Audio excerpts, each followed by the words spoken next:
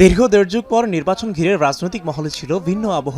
ভোটের মাঠের প্রতিপক্ষ দলগুলোর গণতান্ত্রিক লড়াইয়ে উৎসবের আমেজ স্বভাবতই বহুদিন ভোটাধিকারের বাইরে থাকার আকুতি। তাই তো 12 ফেব্রুয়ারির নির্বাচন ঘিরে সবার আগ্রহে যোগ হয় ভিন্ন মাত্রা। নির্বাচন কমিশনের হিসেব বলছে এবার 59.44% ভোট কাস্টিং হয়েছে।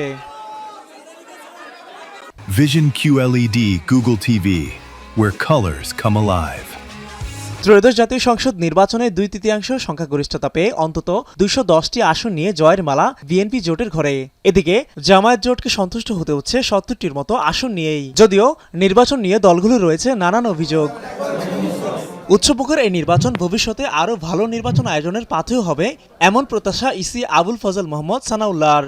আমাদের চেষ্টা শতকরা 100% ছিল। কোনো অত্যুক্তি হয়ে থাকলে সেই অত্যুক্তি নিতান্তই আমাদের, আর কোনো কিছু প্রাপ্তি থাকলে আপনারা যারা কাজ করেছেন আপনাদের। গণতান্ত্রিক নবযাত্রা এবারের নির্বাচন অন্যরকম উদাহরণ হয়ে থাকবে বলে প্রত্যাশা নির্বাচন কমিশনারের। মিয়া আমিরুল, এখন, ঢাকা।